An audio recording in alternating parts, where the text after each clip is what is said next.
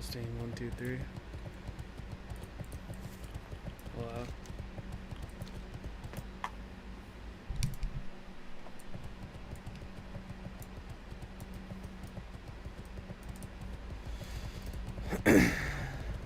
Testing 1 2 3. Wow.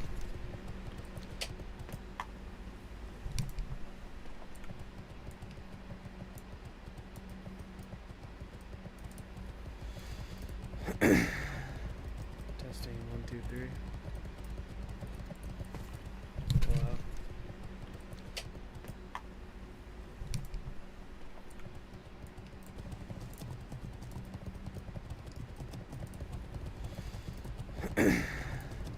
Testing 1 2 3. Wow.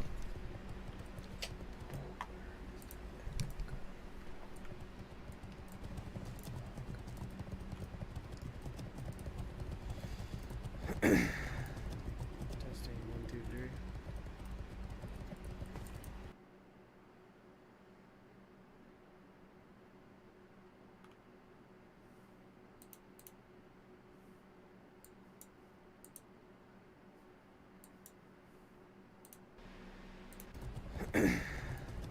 Testing 1 2 3. Testing 1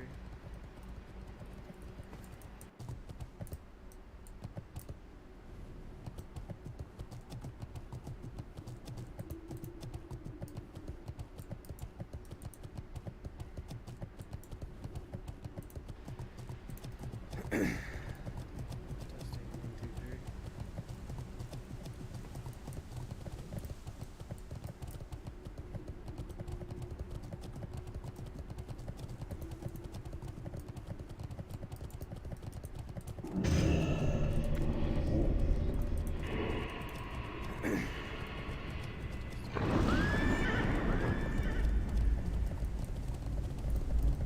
Why the fuck is it doing that?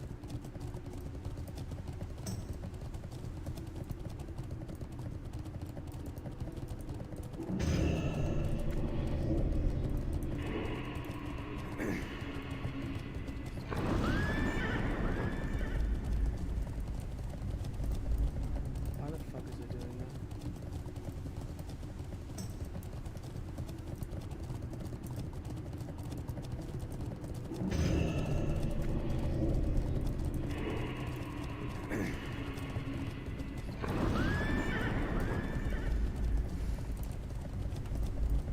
Why the fuck is it doing that?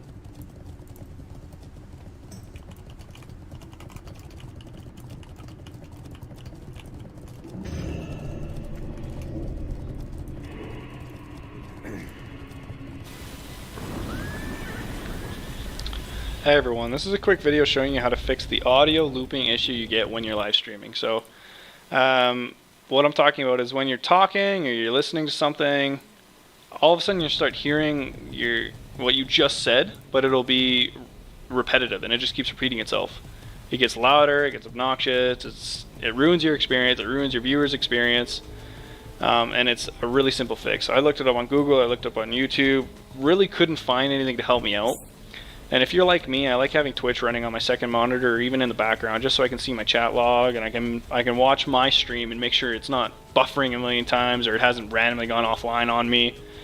So if you're doing that, sometimes you'll have a looping issue, and all you got to do is mute your stream. You can watch it, you can talk to people, but if you're listening to your stream at the same time, your recording software will actually pick up everything that's going on in real time, what's happening right now, plus what's going on in your stream. So your stream is a 3-second delay, right? Roughly 3-second delay. So it's picking up everything you're saying now, putting it on the stream 3 seconds later, and then picking up what you're saying now and what your stream just said. So it just continually repeats things and repeats things and repeat things. So all you want it to do is record what's going on in live stream, or in real time, sorry. So the quick, easy fix, mute your stream. That's it. If this helped, like, comment, subscribe. If you have any questions, comment. I'll try and get back to you as soon as possible. Check me out on Twitch. It's Potsy24. Check out my other YouTube videos. It's also Potsy24. I really do hope this helped. Hope everyone has a good one.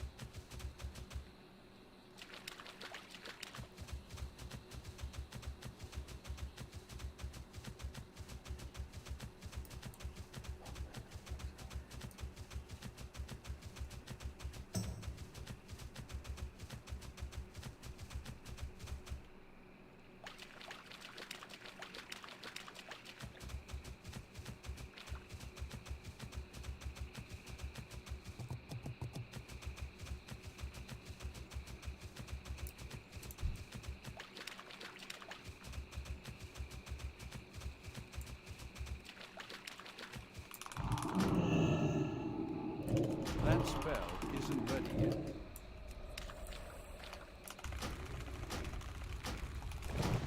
I can't cast that yet.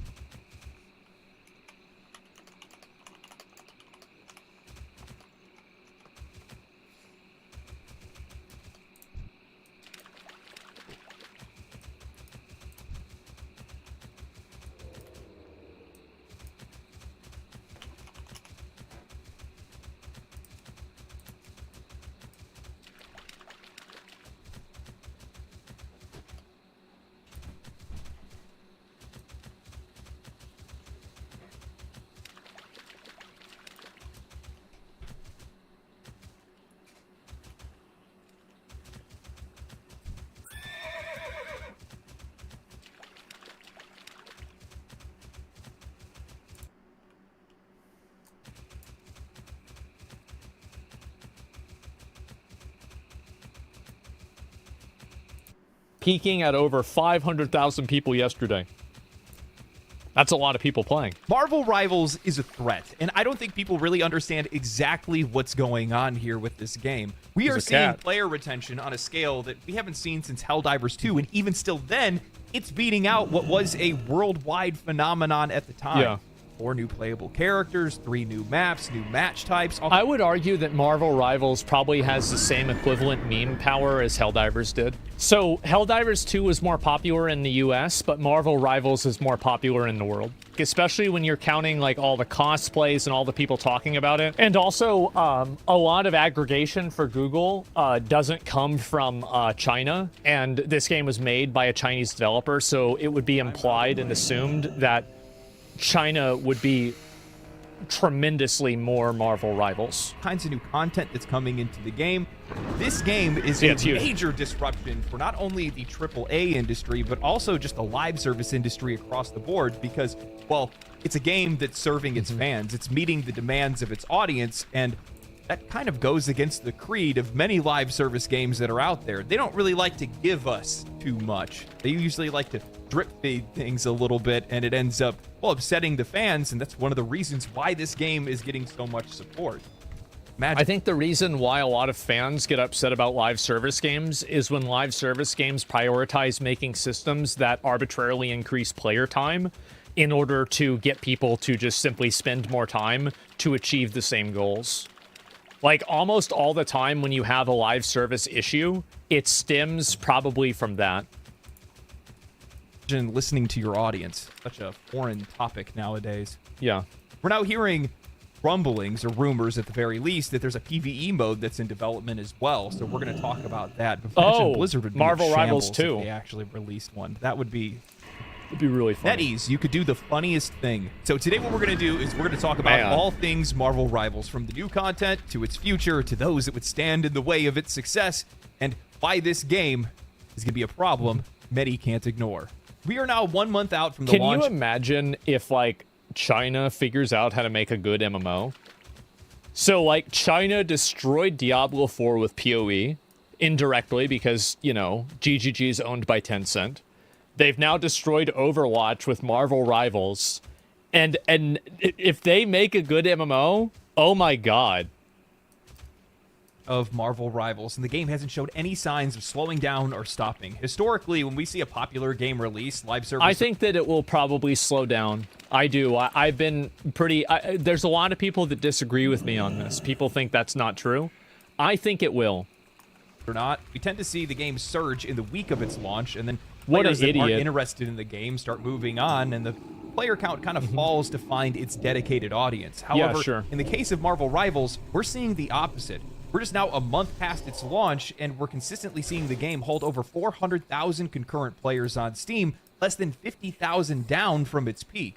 Just to put that into perspective, when Helldivers 2 lit the internet on fire earlier last year, its release surged up to 458,000 players and then dropped... I would argue that the Helldivers success is actually more impressive than the Marvel Rivals success, because Helldivers was a boxed game, and to have over 70% of the comparative success of a completely free game, I would still say that Helldivers was a bigger success commercially, but I do think that Marvel Rivals will make more money from a major IP. Yeah, and also from a new IP. Because, I mean, Helldivers 2, there was a game before that, but it was, like, really not a big game at all. To 334,000 players after its first month, losing 30% Box price of does its matter. players from its peak. Marvel Rivals has lost 9.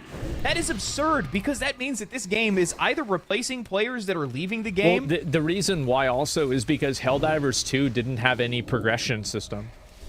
There was no real progression system in Helldivers 2. There was just do the same thing over and over and get a few new guns. Whereas this has an entire ranked mode and everything that people can grind. With new players that want to try it It's out one of the at a reasons near why I 1-to-1 didn't stick around with ratio, Helldivers. or the players aren't leaving the game, which likely it's probably a blend of the two. Players are actually sticking around to keep playing the game, and the players that are leaving are getting replaced with new players. And there's a lot of reasons for this game's continued popularity. One of the reasons for this, I think, is that the game is being consumed so much on social media. While I know that there's a lot of people that are out there that don't think social media presence of a game is indicative of its success or its play. It is and it's not. So inside of a similar genre, it matters. But if social media presence didn't matter, then why does every company invest millions of dollars into having a social media presence? Why do they pay tens of millions of dollars for marketing on social media if it really didn't matter? Player base, from my perspective, the more people that are consuming content around the game, the more people that are playing it. On Twitch, when the game released, it surged up to 200. Yeah, wow. Interest in the game is indicative of interest in the game. Yes, absolutely. I wish more people could realize this obvious fact.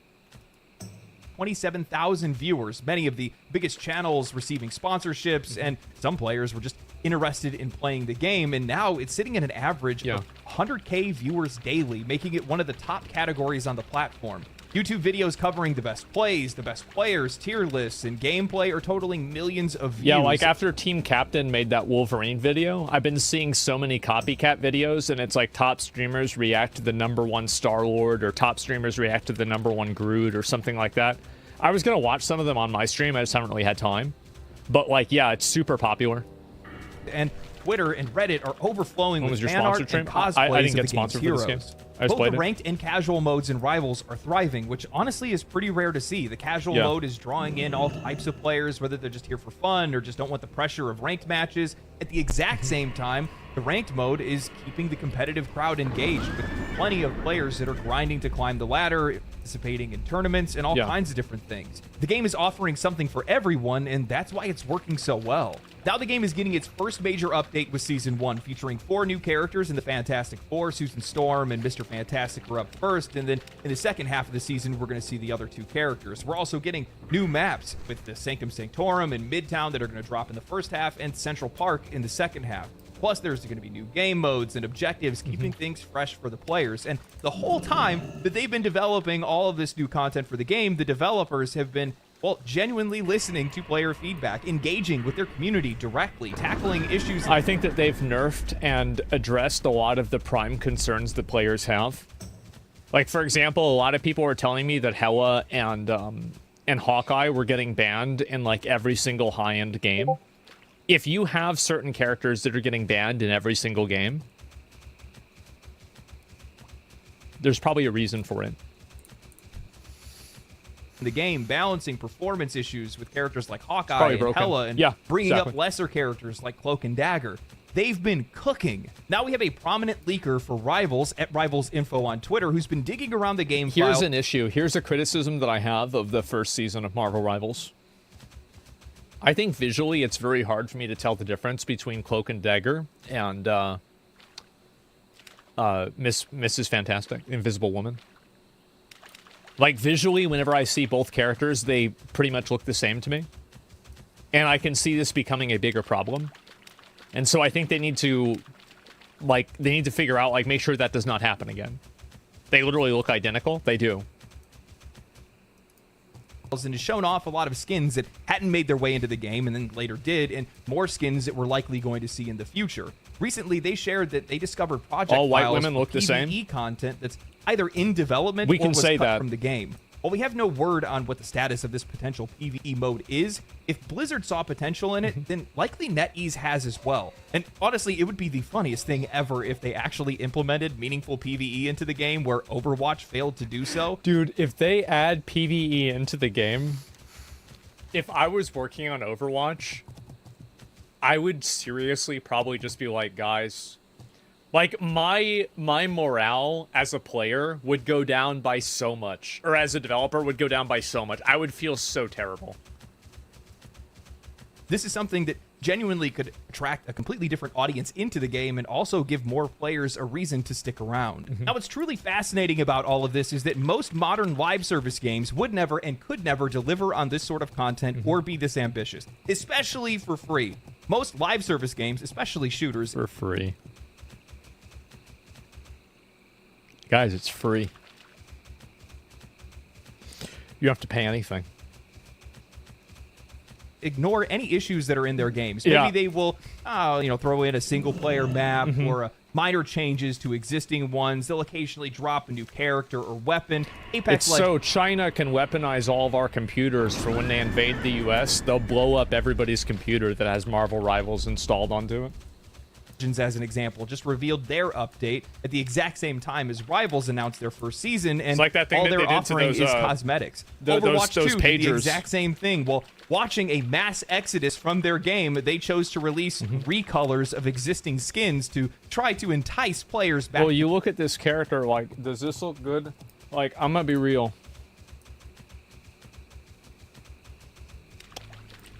Alternative artists come up with better costumes for D.Va than this.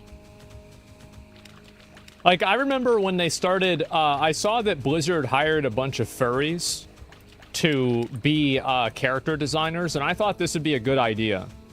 Because they've got a lot of attention to detail. But man, not so good, huh? their game. Reading through some of the comments on these announcement videos, you can see an outcry from fans begging them to fix issues within their games, livid that the games that they've invested so much in won't invest in them or even try to fight back against new Dropping competition recolors that right has now? stepped Yeah. into the market. This kind of goes back to a broader topic that I've discussed in the past many times on this channel by now, but many of these modern live service games just don't have the respect for their audience that's necessary to keep players happy or to keep them around. Each update only serves to increase their bottom line by introducing more microtransactions and cosmetics rather than meaningful content or addressing player concerns or just general issues within their games. I mean, look at the state of Call of Duty. But many of these modern... Whenever I see both characters, they pretty much look the same to me. And I can see this becoming a bigger problem. And so I think they need to, figure out, make sure that does not happen again. They literally look identical. They do. and has shown off a lot of skins that hadn't made their way into the game and then later did.